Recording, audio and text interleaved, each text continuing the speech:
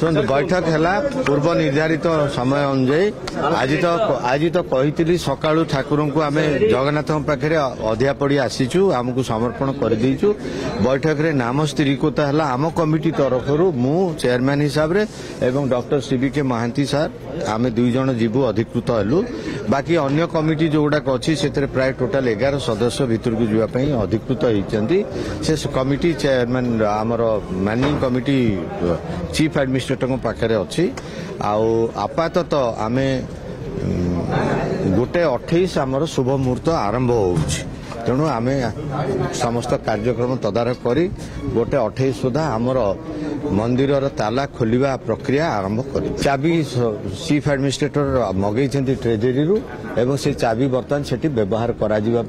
प्रस्तुत गोटे 28 शुभ लक्षण शुणु मुझे हाई लेवल कमिटी मोर जोड़े सदस्य मुझे अधिकृत मु कहली आपन को बाकी मेंबर माने जी धरतु जो मैंने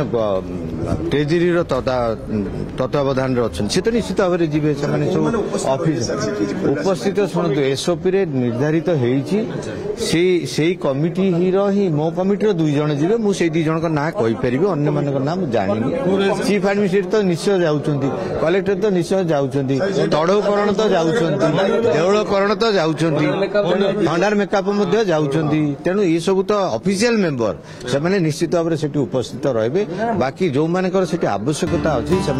सदस्य मु तो भितर को जाऊँगी तेणु मु सबु जगह उपस्थित रही बोली इच्छा करी भितर को प्राय 11 जन जाऊ ना सब बोधे 11 जन काम आरंभ करवा।